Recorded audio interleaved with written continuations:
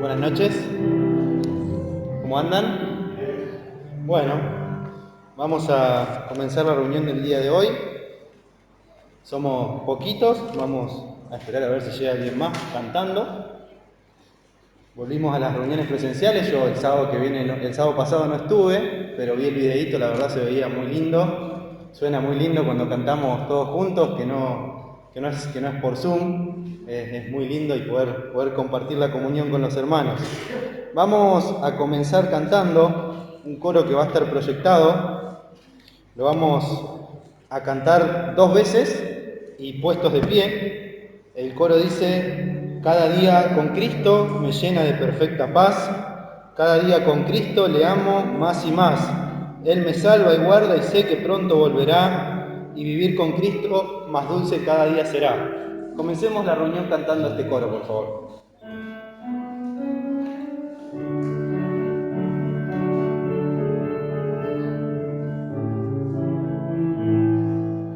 Cada día con Cristo me llena de perfecta paz. Cada día con Cristo le amo más y más. Él me salva y guarda y sé que pronto volverá. Y vivir con Cristo más dulce cada día será. Y vivir con Cristo más dulce cada día será. Cada día con Cristo me llena de perfecta paz. Cada día con Cristo le amo más y más. Él me salva y guarda y sé que pronto volverá. Y vivir con Cristo más dulce cada día será. Vivir con Cristo más dulce cada día será. ¿Pueden tomar asiento? Venimos estudiando, como todos sabemos, el libro de Éxodo. Hoy tocaría el capítulo 25. Va a tener a cargo el mensaje nuestro hermano Daniel. Este coro que cantamos es cortito, pero tiene unas palabras hermosas. Dice: cada día con Cristo me llena de perfecta paz. Esa paz interior que solo puede dar el Señor, el Espíritu Santo entrando a morar en nosotros. Cada día con Cristo le amo más y más. No sé si recuerdan, estuvimos viendo el capítulo 24 de Éxodo, que nos hablaba del pacto del Señor con el pueblo. Ese pacto que tenía como objetivo una comunión del Señor con el pueblo de Israel. Y esta canción, este coro habla de esto: cada día con Cristo me llena de perfecta paz, cada día con Cristo le amo más y más.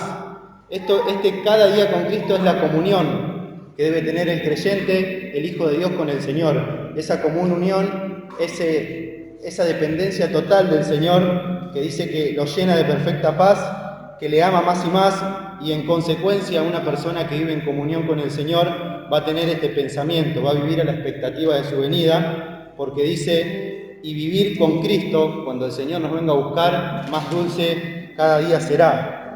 El próximo coro que vamos a cantar dice: Señor mi Dios, al contemplar los cielos, el firmamento y las estrellas mil, al oír tu voz en los potentes truenos y ver brillar el sol en su cenit, mi corazón entona la canción: cuán grande es Él, cuán grande es Él. Vamos a cantar así sentados ahora este coro.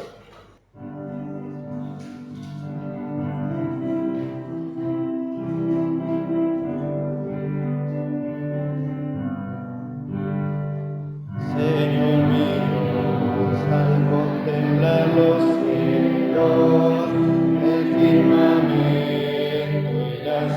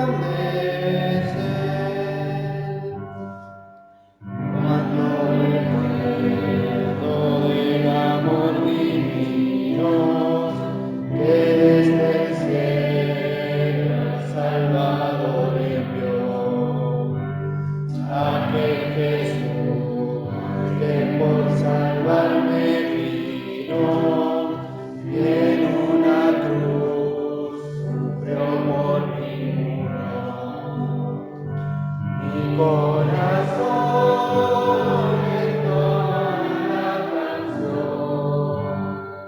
Cuán grande es Él, cuán grande es Él. Mi corazón entona la canción.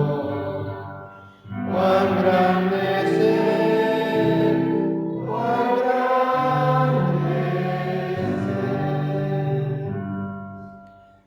Cuando el Señor me llame a su presencia, al dulce hogar, al cielo de esplendor, le adoraré, cantando la grandeza de su poder y su infinito amor. Mi corazón entona la canción. Cuán grande es Él, cuán grande es Él. Mi corazón entona la canción. Cuán grande es Él, cuán grande es Él. Vamos a continuar como siempre lo hacemos, pidiendo la guía del Señor sobre esta reunión. Vamos a orar. Yo le voy a pedir a mi papá si él puede guiarnos al Señor con una oración. Padre, Señor nuestro que estás en los cielos, entramos en tu presencia, Padre, en esta oración. Agradecido, Padre, porque nos has dejado tener todo tan sencillo, el entrar en tu mismo trono, Padre, sabiendo que tú estás atento a nuestros clamores, tus oídos, Padre, se iluminan cuando vamos a ti en oración. Agradecerte, Padre, porque has puesto en nuestro corazón esta necesidad, Padre, de estar aquí presentes. Agradecerte, Padre, porque nos estás permitiendo hacerlo de esta manera. Ver a cada hermano, cada amigo aquí presente, nos llena el corazón de gozo. Pedirte, Padre, que tú bendigas esta reunión desde el principio hasta el fin. Pedirte por los coros, por los signos que tienen preparados ustedes. Pedirte por tu palabra, que todo lo que con entendida de Daniel, Padre, a cada uno de nuestros corazones. Danos, Padre, sabiduría, danos entendimiento. Danos que prestemos atención, Padre, para que podamos entender tu palabra, que nos edifique la misma y que podamos salir de este lugar, Padre, glorificando tu santo nombre. Pedirte por aquellos hermanos que van a venir de viaje, que tú los bendigas y los cuides. Pedirte por aquellos hermanos que no están aquí presentes, que puedas estar contigo, salud, de viaje, Padre. Pedirte por cada uno de ellos, que tú los bendigas, Padre, y agradecerte por todo. En el nombre del Señor Jesús. Amén. Amén. Estos dos coros que cantamos hablan, como decíamos, del poder de Dios, sabiendo que cada día con el Señor nos llena de paz, le damos más y más.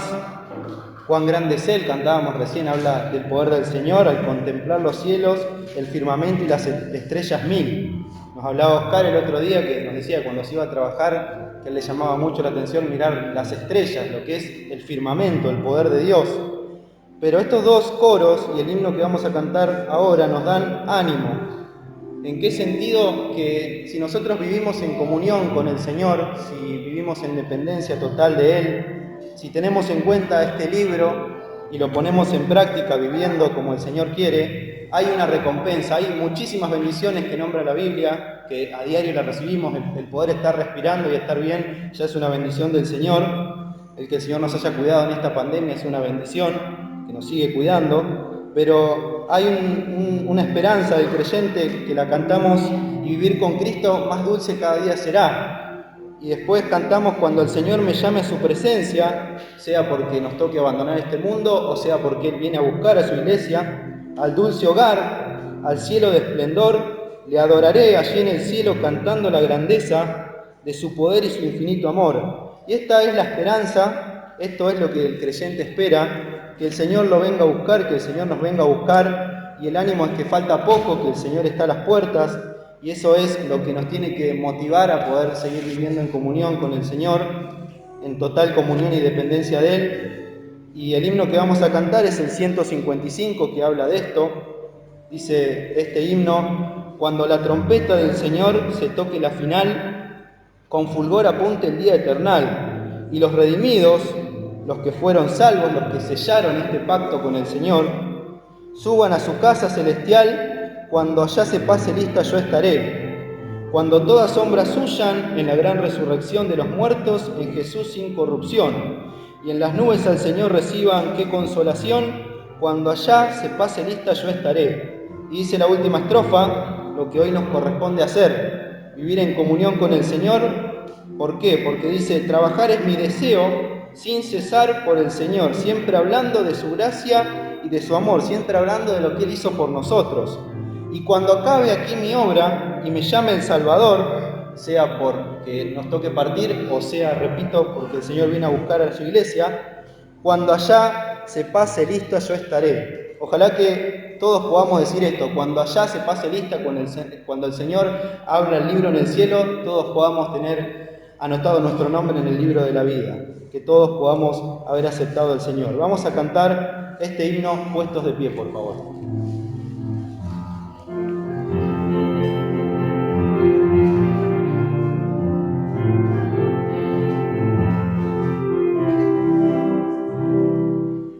Cuando la trompeta del Señor se toque la final, con fulgor apunte el día eternal, y los redimidos suban a su casa celestial, cuando allá se pase lista yo estaré. Cuando allá se pase lista, cuando allá se pase lista, cuando allá se pase lista, cierto estoy que por su gracia allí estaré. Cuando todas sombras huyan en la gran resurrección de los muertos en Jesús sin corrupción, y en las nubes al Señor reciban qué consolación, cuando allá se pase lista yo estaré. Cuando allá se pase lista, cuando allá se pase lista, cuando allá se pase lista, cierto estoy que por su gracia yo estaré. Trabajar es mi deseo sin cesar por el Señor, siempre hablando de su gracia y de su amor. Cuando acabe aquí mi obra y me llame el Salvador, cuando allá se pase lista yo estaré. Cuando allá se pase lista, cuando allá se pase lista, cuando allá se pase lista, cierto estoy que por su gracia yo estaré. Pueden tomar asiento, muchas gracias. Vamos a tener una oración y luego le dejamos el lugar a Daniel con el mensaje. Recordemos que mañana la cena es en este lugar a las 10 de la mañana. Oremos. Padre nuestro que estás en los cielos, estamos agradecidos por este momento, porque tú nos permites congregarnos, tú nos permites venir aquí, Señor, a elevar cánticos hacia tu presencia. Ahora te pedimos por el momento del mensaje que tú bendigas a Daniel, que podamos tener corazones dispuestos, oídos atentos a lo que tú nos quieres decir y así atesorar tu mensaje en nuestros corazones, Señor. Queremos dejar en tus manos a los hermanos que no han podido venir, sea por alguna dolencia, enfermedad o alguna necesidad, Señor, que tú les des conforme a tu necesidad. Y también te pedimos que cuides y bendigas a los hermanos que han viajado para que puedan regresar sanos y salvos. Dejamos esta reunión en tus manos y todo lo pedimos en el nombre del Señor Jesús. Amén. Buenas noches. ¿Cómo andan? Hace calor acá, ya hacía frío. ¿Leyeron el capítulo 25? Miren que ahora nos vamos a meter en otro tema. Permiso, deja.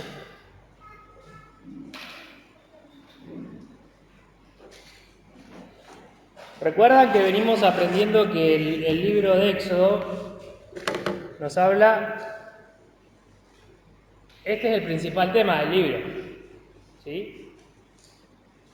Y entender que la redención es clave, o sea, cuando Dios saca a Israel de Egipto, ¿se acuerdan cómo fue que lo sacó? ¿Se acuerdan o no? ¿Sí? Con mano fuerte, ¿sí? Brazo extendido. Y pasaron muchas cosas hasta que Israel va a estar en el desierto. Y en este desierto Dios va a tratar de otra manera con Israel. ¿Por qué? Porque Dios hablaba a Israel a través de Moisés, le declaraba a Moisés lo que iba a hacer, pero ahora le va a mandar a que haga algo, ¿sí? Y es acerca de un santuario, ¿sí? ¿Saben todo lo que es un santuario? Vieron que se han nombrado mucho el santuario de tal, el santuario de este otro. En cualquier lugar que pasa algo, arman un santuario, muchos de color rojo, ¿sí? A mí me gustaría que fueran azul y amarillo, pero son rojos, ¿sí? Pero bueno, son santuarios. Y el capítulo 25 de Éxodo, Dios va a hablar con Moisés y le va a decir esto, que van a hacer un santuario para mí y que Él va a habitar en este santuario, ¿sí? Tiene una particularidad este santuario, que va a tener que ser hecho no como a Moisés se le ocurría o a Moisés podía imaginar, sino como Dios se lo va a revelar o se lo reveló allí en el monte Sinaí de cómo debía construirlo, qué debía tener. Pero bueno, es como todo, o sea, para construir algo, ¿qué tenemos que tener?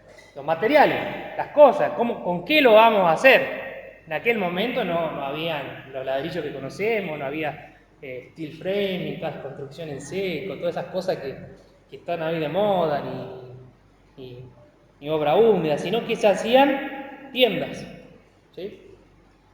Se hacían lugares donde las personas podían vivir, pero bueno, en este caso no iba a vivir una persona normal, sino que iba a habitar Dios ahí, ¿sí? Donde iba a habitar Dios, bueno, le dice, verso 1, vamos a leer, dice, Jehová habló a Moisés, del capítulo 25,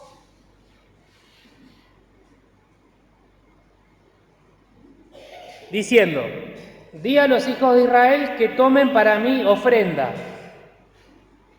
de todo varón que la diere de su voluntad, de corazón tomaréis mi ofrenda, dice el Señor, ¿sí? Y muchas veces pensamos que como estaban en el desierto, los hijos de Israel eran unos pobrecitos que no tenían nada, ¿sí? Que no disponían de cosas, ¿sí? Porque siempre se quejaban, ¿sí? Aprendimos que siempre se quejaban de que le faltaba esto, que le faltaba lo otro, que le faltaba el agua, que le faltaba la carne, que añoraban o recordaban las cosas que tenían en Egipto, pero ellos cuando salieron de Egipto se llevaron muchas cosas, ganado, ¿sí? Se llevaron utensilios, y muchos de esos utensilios eran de oro, de plata, se llevaron joyas, ¿sí? Se llevaron, además de las cosas físicas que nosotros conocemos, se llevaron sabiduría que habían aprendido de los egipcios. Se llevaron cómo trabajar ciertos materiales, cómo construir oficios, aprendieron muchas cosas. O sea, no es que de repente eran unos esclavos como podemos imaginar que los tenían al puro látigo haciendo ladrillos, sino que hacían de todo. Entonces, era un pueblo que estaba formado, estaba capacitado para hacer cosas, ¿sí? Tenía oficios, tenía habilidades, y Dios conocía a cada uno en forma particular. Entonces le dice a Moisés, di a los varones, ¿sí?, que tienen que darme mi ofrenda.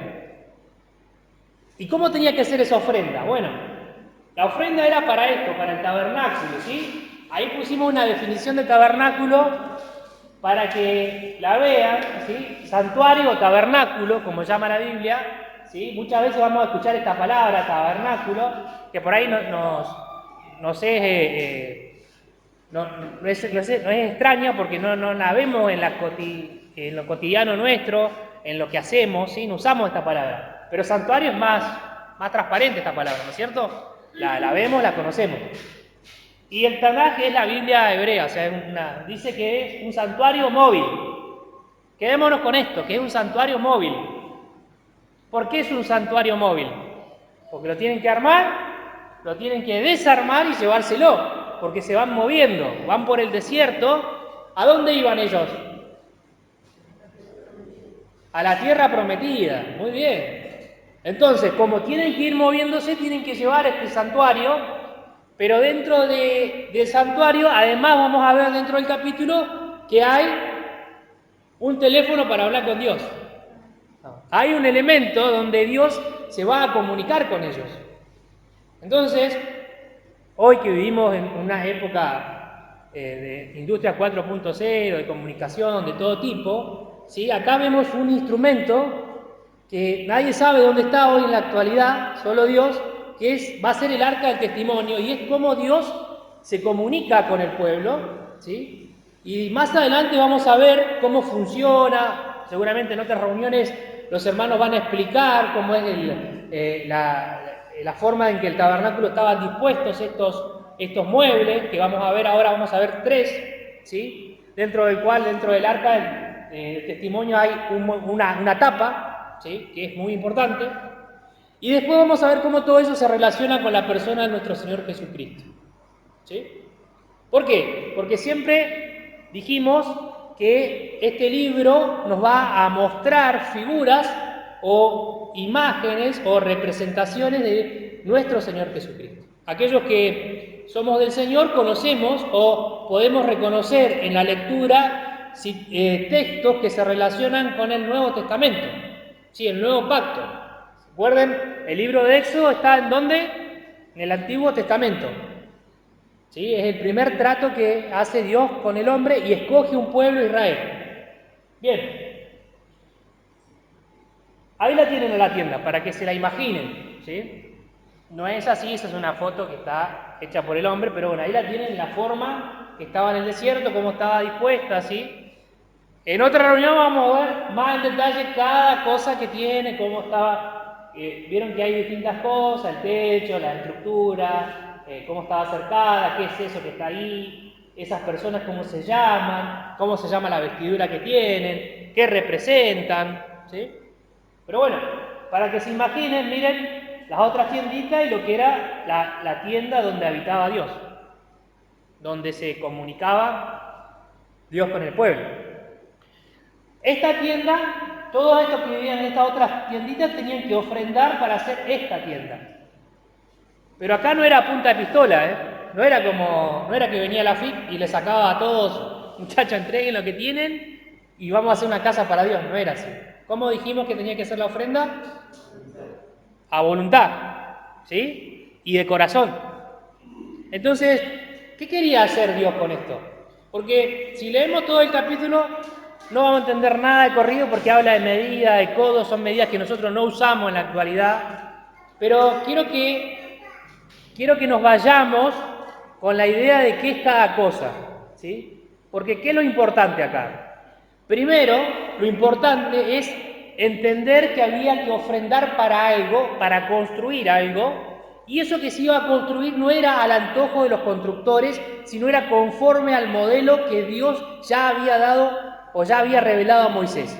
Entonces, cuando nosotros entendemos que Dios nos está pidiendo que ofrendemos para una necesidad específica, para un fin puntual, y que es conforme a lo que Dios nos dice, ¿sí? El pueblo va a ofrendar de manera voluntaria y de corazón. Esto va a despertar en el pueblo, como decimos, las ganas de ofrendar. ¿Por qué? Porque tiene una necesidad, un fin específico. Entonces, ¿cuál era el fin? ¿Era la necesidad? No, era que Dios quería que el pueblo tuviera un corazón dispuesto. ¿Entendemos? El pueblo debía tener un corazón dispuesto en ofrendar no las cosas, sino su vida en servicio al Señor. Vivir conforme a lo que Dios le había dado. Aprendimos acerca de los mandamientos, ¿sí? Del libro, de las tablas de los mandamientos, ¿sí? Dios va a dar los mandamientos, la ley, ordenanzas específicas de cómo el pueblo debía vivir. Ese pueblo. No hablamos de la iglesia, no hablamos de la actualidad. Hablamos de ese pueblo que vivía en esas tiendas y que estaba en ese desierto, puntualmente un trato particular de Dios para la humanidad y en especial para Israel, el pueblo que Él escogió de todos los pueblos de la tierra y lo sacó, como dijimos, con mano fuerte y brazo extendido de Egipto. ¿Estamos hasta acá? Un pequeño resumen. Ahora, había que ofrendar para la obra, para esta obra que había que hacer.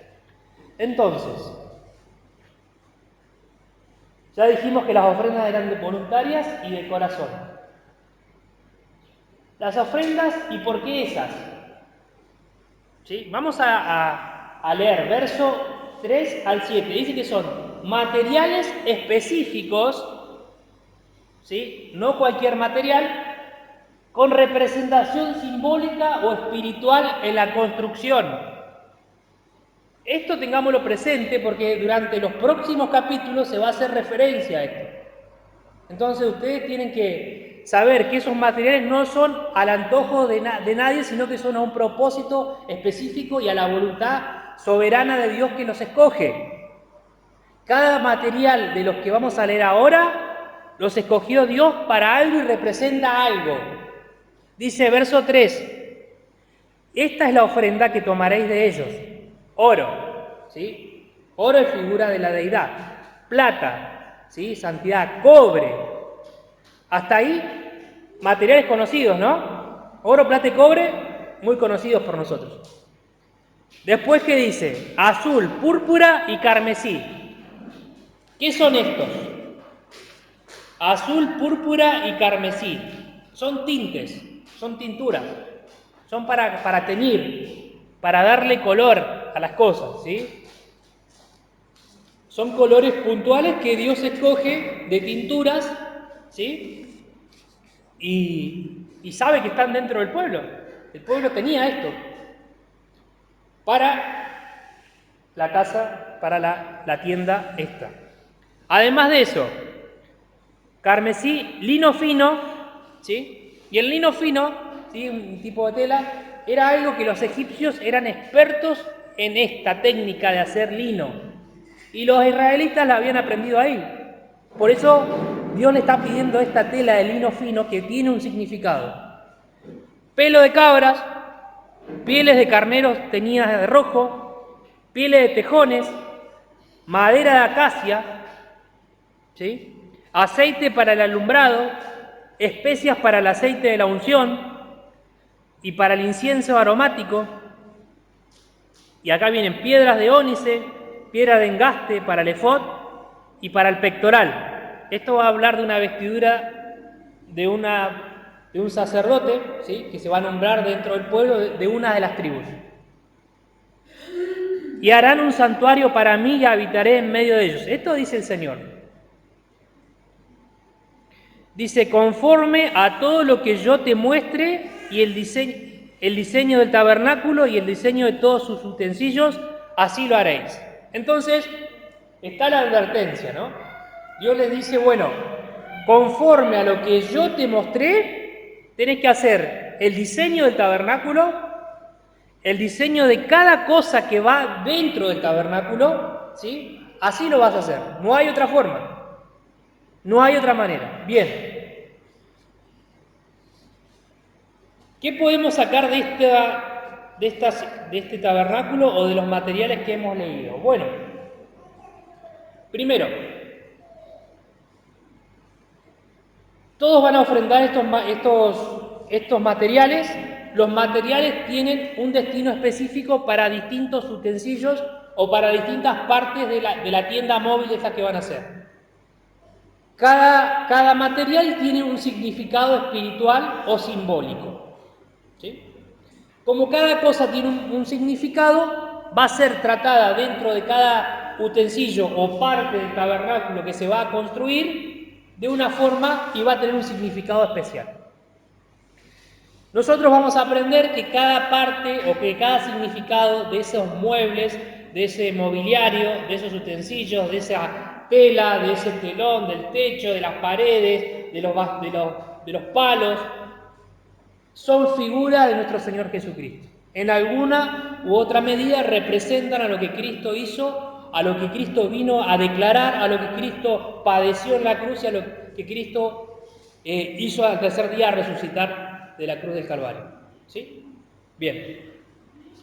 Ahora, este santuario, lugar apartado, sí era un lugar santo. ¿Por qué era un lugar santo? Bueno, porque Dios se iba a manifestar en él. No podía nadie, o sea, no podía cualquier persona ingresar a ese lugar.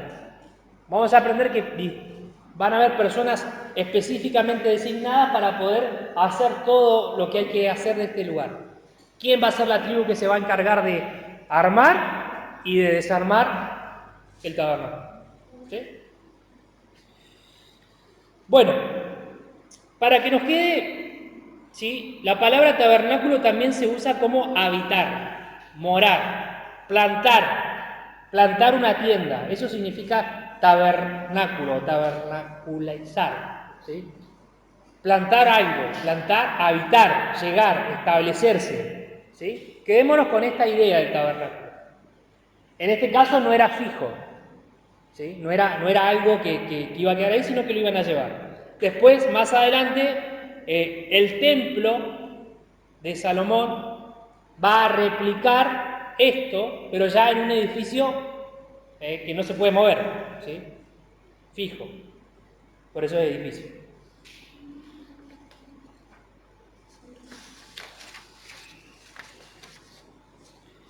Sigamos leyendo. Dice, en algunas Biblias habla del arca del testimonio o arca y el propiciatorio, ¿sí? ¿Esa imagen la habían visto los más jóvenes? ¿Sí?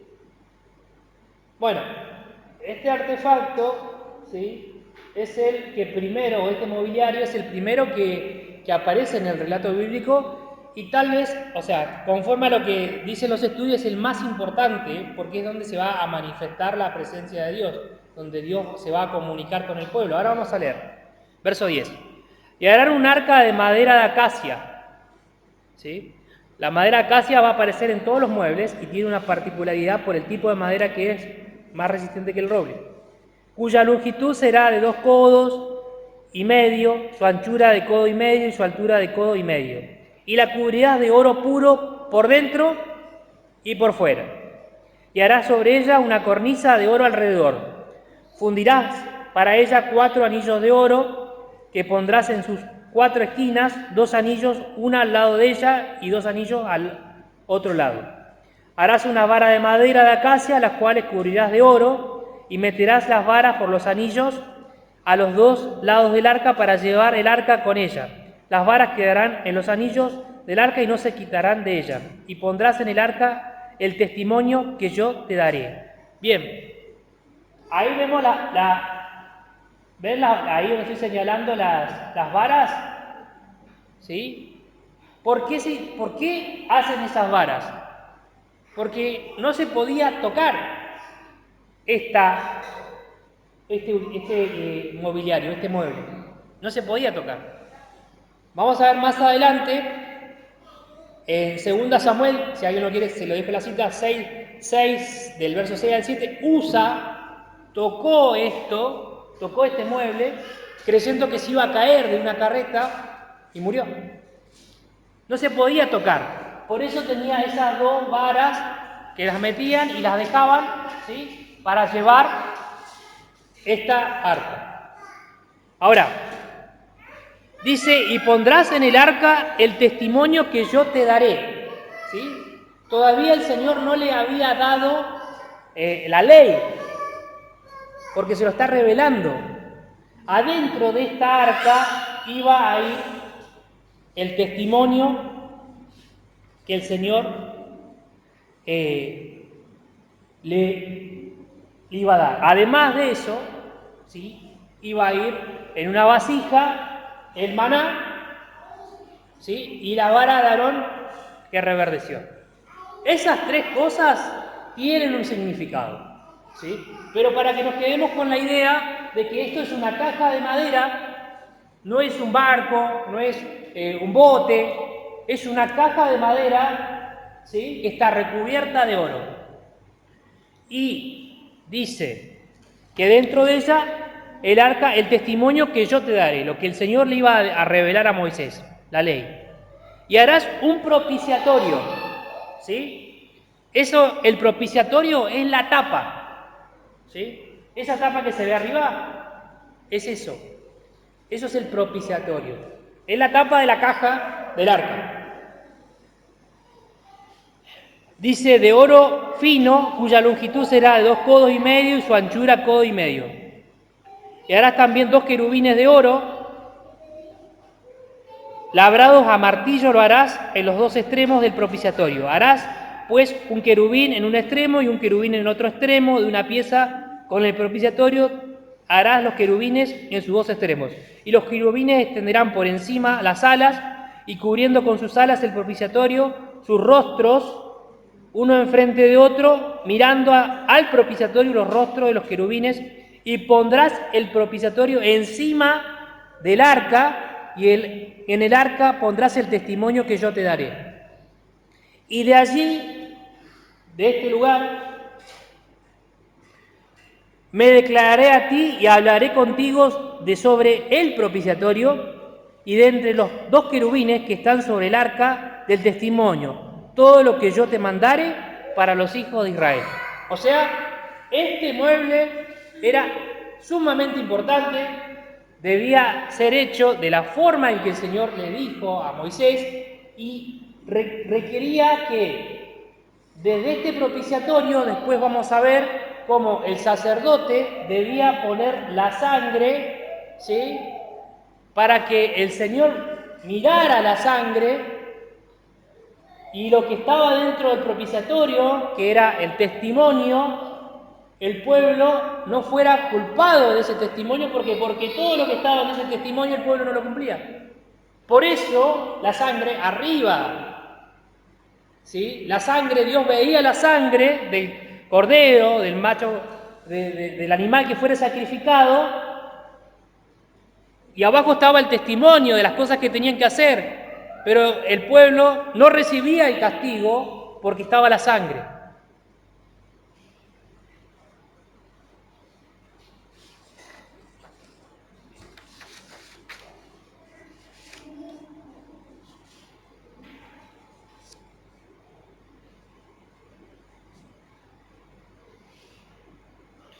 Por eso en Romanos 3:25 habla de la propiciación, ¿sí?, tomando la referencia de acá. ¿Por qué? Porque sin derramamiento de sangre, ¿sí?, no se hace redención de pecados, no se hace la propiciación. Si no hay derramamiento, hay castigo. Y el Señor le deja establecido a Moisés de que este mueble, recalco la importancia de que por qué lo nombra primero. Y si ustedes se ponen a pensar, la ley no existía. El pueblo no tenía una norma que le guiara su moral, su conducta, su proceder. Dios se anticipa y le dice a Moisés, te voy a dar el testimonio, ¿sí?, para que el pueblo sepa, ¿sí?, Dios ya diseñó un plan para Israel de cómo debe conducirse, de cómo debe obrar, y te lo voy a dar, pero además de eso te voy a dar la forma en que Israel no muera, porque Dios, al darle el testimonio, le estaba dando normas, ¿sí?, que el pueblo debía hacer, conociendo cómo era Israel, sus formas, su pueblo duro de servir, ¿sí? El Señor le está mostrando a Moisés esta arca donde había un propiciatorio. algo que atemperaba, ¿sí? Que calmaba la ira de Dios por la infracción. Bien.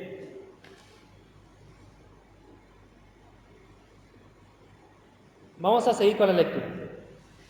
Dice, verso 23, harás asimismo una mesa de madera, de acacia, su longitud será de 2 codos y de 1 codo de anchura y su altura de codo y medio. Y la cubrirás de oro puro y le harás una cornisa alrededor. Le harás también una moldura alrededor de 1 palmo menor de su anchura y harás la moldura, una cornisa de oro alrededor.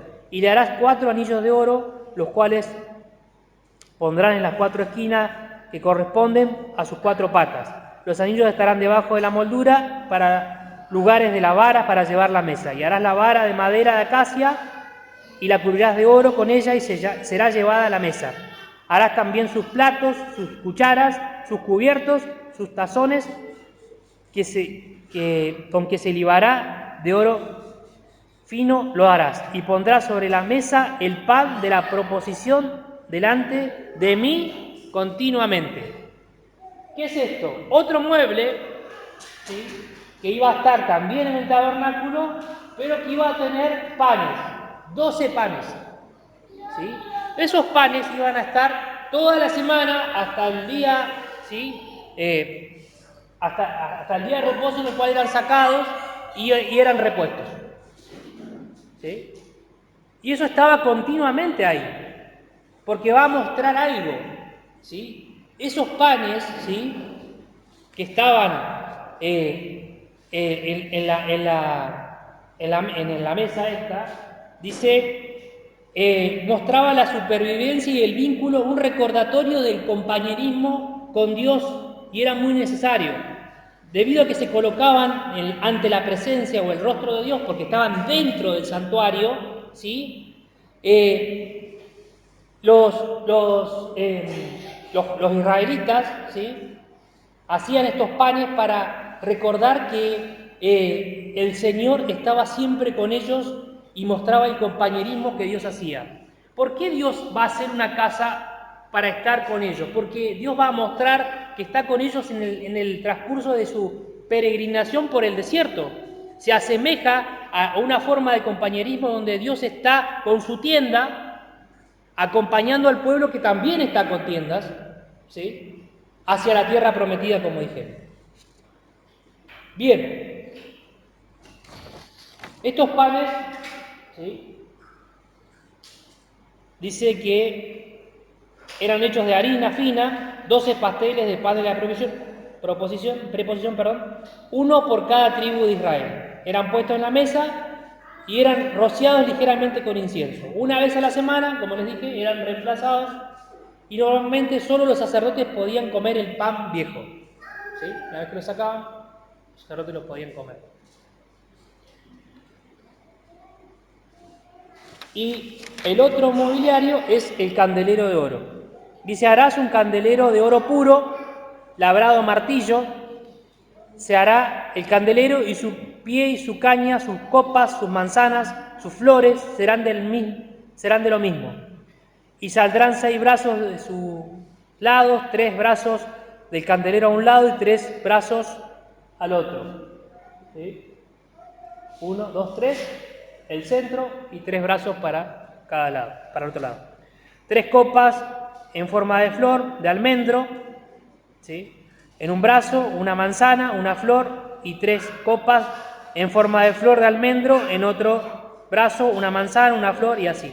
En la caña central del candelero, 4 copas, dice, y sigue el relato declarando cómo debía hacerlo.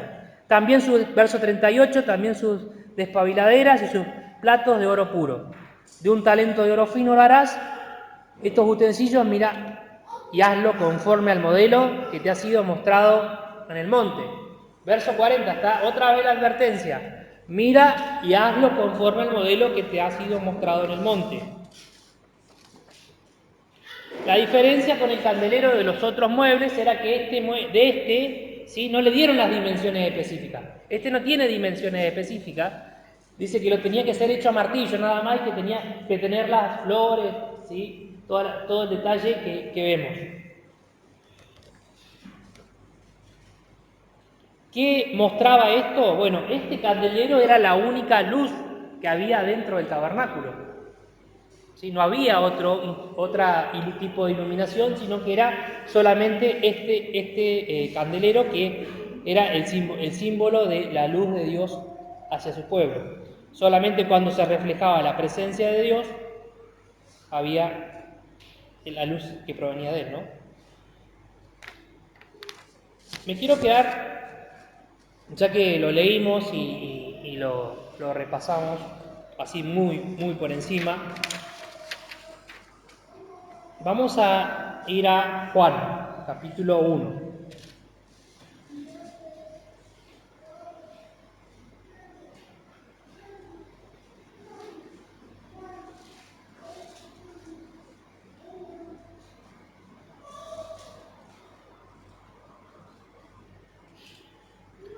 Esto lo aprendimos hace un tiempo allá aquí en la iglesia. Dice Juan capítulo 1, dice: en el principio era el verbo, y el verbo era con Dios, y el verbo era Dios. Este era con el principio. Todas las cosas por él fueron hechas, y sin él nada de lo que ha sido hecho fue hecho. En él estaba la vida, y la vida era la luz de los hombres. Dice, verso 14, y aquel verbo fue hecho carne y habitó entre nosotros, y vimos su gloria como del unigénito del Padre, lleno de gracia y de verdad. ¿Sí? Esa misma palabra que leemos de tabernáculo, habitó, es la misma palabra que se usa aquí en Juan. ¿Sí? El Señor Jesucristo vino y plantó una tienda, vino Él mismo a este mundo, ¿sí? Fue hecho carne, Dios se hizo carne, se hizo de tal forma que habitó, y muchas veces decimos Dios plantó una tienda a través del Señor Jesucristo. Vamos a ver cómo los planes de Dios son parecidos, ¿sí? Los caminos de Dios y las formas de proceder hacia el hombre. Dios va a tomar forma, a habitar, ¿sí?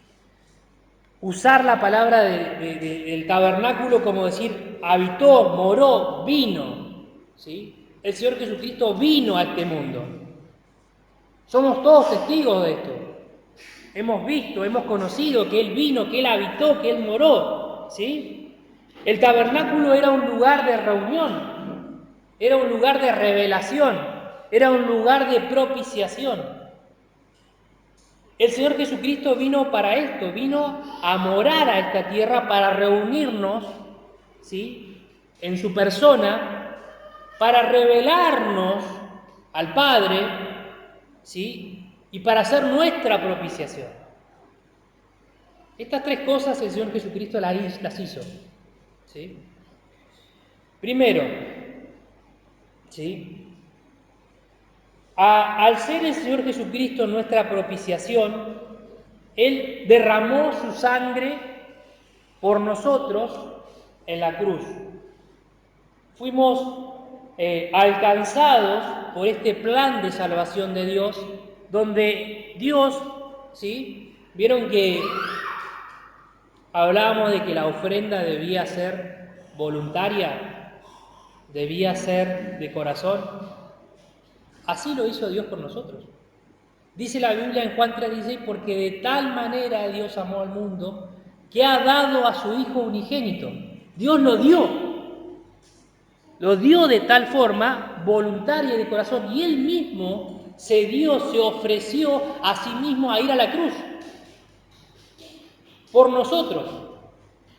Él se hizo carne, Él se manifestó, se hizo tabernáculo, se hizo tienda, ¿sí? En la tierra, se plantó en la tierra como uno de nosotros y nos mostró, nos reveló al Padre.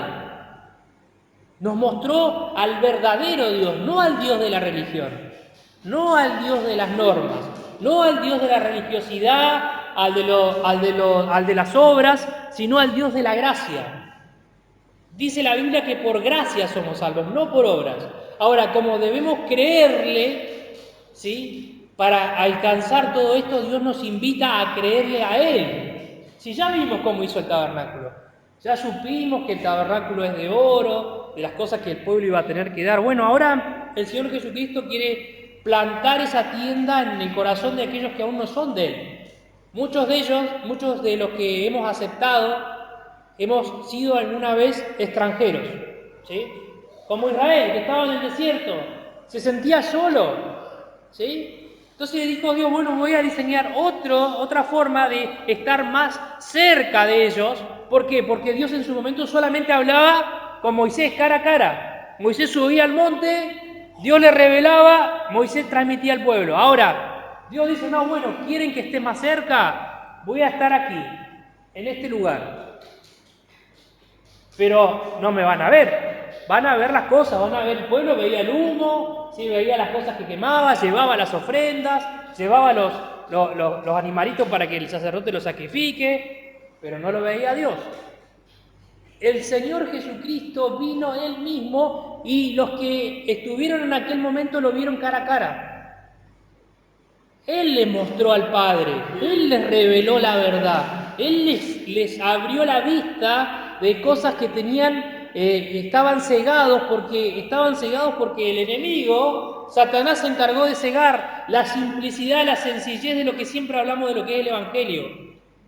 ¿Sí? Dios te ama sobre todas las cosas, Dios te está buscando para hacerte un hijo, una hija de Dios, dice verso 12 del mismo capítulo, más a todos los que le recibieron, a los que creen en su nombre, les dio la potestad de ser hechos hijos de Dios. ¿Sí? Ese es el privilegio que tenemos los creyentes, ¿no?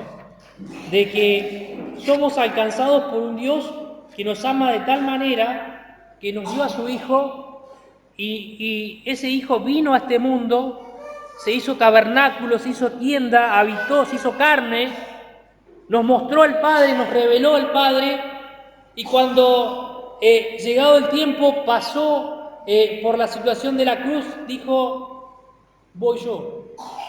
Muero por el pecado de toda la humanidad. Derramó su sangre, fue propiciación, ¿sí? En aquel momento para toda la eternidad, ¿sí? Una sola vez, ¿sí? Porque dice, sin derramamiento de sangre no se hace remisión de pecados, y resucitó al tercer día, conforme a las Escrituras. Ahora, estos muebles que aprendemos nos muestran todo a Él. El oro habla de la deidad, ¿sí? Los libros de la ley, de las enseñanzas, del conocimiento, de la revelación, del propósito que Dios nos mostró acerca, Jesucristo nos mostró acerca de Dios. El maná, que nos habla del sustento de parte de Dios, ¿sí? Y de la vara de Aarón, que habla de la renovación. Una vara que estaba seca, que era dura, floreció. Así es Dios para con nosotros. Dios quiere hacer nuevas cosas de nuestra vida, quiere hacer nuevas personas, nos quiere transformar, nos quiere renovar conforme a su palabra. Ahora, creemos en esto porque dice a todos los que creen, no a todos los que hacen. Israel tenía que hacer, tenía que armar, que desarmar, que llevar, que traer, que volver a armar. Y el Señor nos dice, no, ustedes tienen que creer sencillamente en el Señor Jesucristo. Él es el tabernáculo, Él es la figura del arca, Él es la figura de los panes, ¿sí? Él es el candelero. ¿Por qué? Porque Él es el pan de vida, ¿sí? Él es la luz del mundo. Él es tantas cosas que representa este tabernáculo que se concentran en la persona de nuestro Señor Jesucristo, que al leer la Biblia, ¿sí? Vamos a entender, ¿sí? Que Dios no cambia. Dios tiene el mismo trato, ¿sí? Para con el hombre, no queriendo que ninguno perezca, dice la Biblia, sino que todos procedan al arrepentimiento. Ahora que ya sabemos que vamos a introducirnos al estudio del tabernáculo, pensemos, cada vez que leemos este libro, si ese tabernáculo, si esa tienda que el Señor Jesucristo vino a plantar a este mundo, está en tu corazón, si Cristo está en tu corazón, si vivís conforme a lo que Cristo dice. ¿Y por qué llama la atención este tema del tabernáculo? Porque nosotros no podemos hacer las cosas como queremos. En lo que es la relación que tenemos con el Señor no podemos hacer un Dios a nuestra medida, formar una idea de Dios conforme a lo que nosotros queremos o a lo que a mí me sirve. Yo tengo que formar o tener una opinión de Dios conforme a lo que Dios me revela. Y Dios me revela en las Escrituras que yo tengo que hacer las cosas como Él me dice. ¿Cómo hizo Moisés? Conforme a lo que le reveló, conforme a la visión. Si yo hago las cosas de otra manera, y seguramente me voy a equivocar. Seguramente, como decimos, voy a pecar, voy a errar al blanco. ¿Sí? Porque Dios es claro, Dios nos revela, Dios nos da visión, nos da la forma, le dio la forma a Moisés y le da la forma y la visión en la vida personal a cada uno que se acerca a Él con un corazón sincero. ¿Pensás que Dios no tiene un propósito para tu vida? ¿Pensás que Dios no tiene nada preparado para vos? Es porque no le has buscado de todo corazón. No te has ofrendado a Dios, ¿sí?, voluntariamente y de corazón, sino que has tratado de armar un Dios a tu modelo, a tu forma o a lo que te parecía que era Dios. Entonces Dios nos dice, alto, prestemos atención. La palabra nos va a mostrar o nos va a revelar qué es lo que pienso, qué es lo que piensa Dios, no yo, qué es lo que piensa Dios. Si entendiste el mensaje, si comprendiste lo que significa este mueble o esta carpa móvil y los muebles, y sabés que necesitas de Cristo, Él es tu tabernáculo. Él es la persona que necesitas para encontrar ese propósito que muchas veces no sabés que es tu vida. Tu vida es algo que Dios te dio y que Dios te dice, como siempre decimos, que dice su palabra, dame, hijo mío, tu corazón.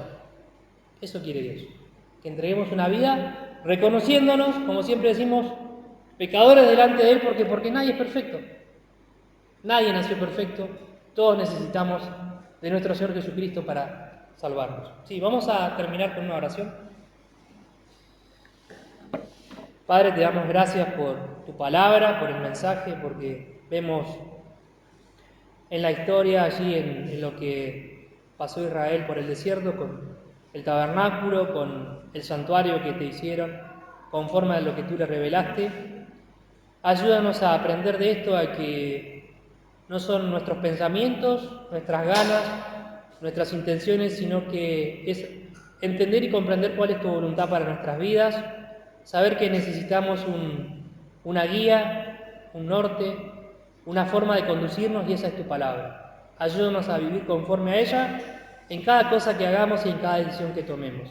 Que cada situación que podamos experimentar, que podamos vivir, lo sea tomado de tus manos, sostenidos por ti, sabiendo que somos parte de la iglesia, somos guiados por ti porque hemos creído en ti y tenemos la potestad de ser hijos tuyos conforme a tu palabra. Gracias por esto. Bendice a la iglesia y bendice a cada hermano, a cada amigo que hoy nos visita en forma particular, en cada situación que les esté tocando vivir. Te damos gracias por todo, en el nombre de Cristo Jesús. Amén.